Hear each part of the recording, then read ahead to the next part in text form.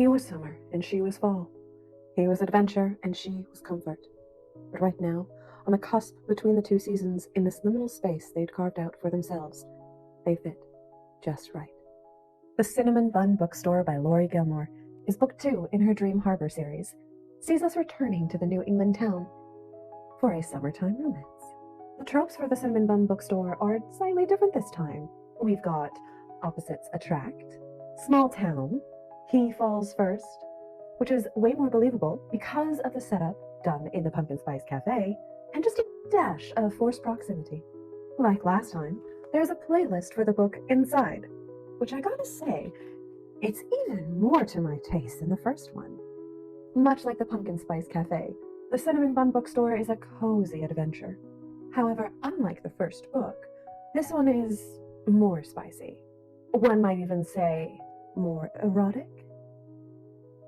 With that, let's get into the details of the leading couple of the Cinnamon Bun Bookstore. Hazel was a very relatable character for me, more so than Janine. With the end of her 20s looming 2 months away, Hazel decides enough is enough. She needs to change her life, or she will live with regrets. I think a lot of us bookish girlies can identify with this sentiment. So who does a bookish, indoor cat kind of girl turn to? Why, the town's notable rake and local sexy man. Noah, of course. If you couldn't tell, I adore Noah.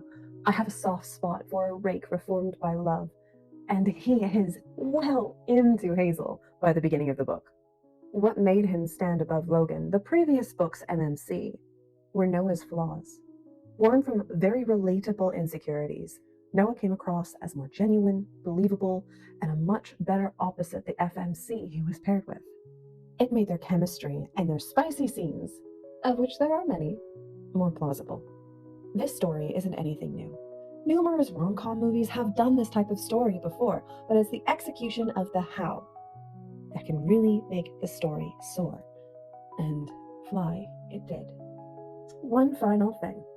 As a rule, I generally don't like the miscommunication trope. The first book had that as a main point of tension between Janine and Logan. But because of how Hazel and Noah approached their problems, any minor misunderstandings didn't feel like forced conflict. The payoff, in the end, was quite satisfying. Overall, I would give the Cinnamon Bun Bookstore a 4 out of 5 stars for my first time reading it. If I choose to reread this book in the future, I reserve the right to change my mind on this rating.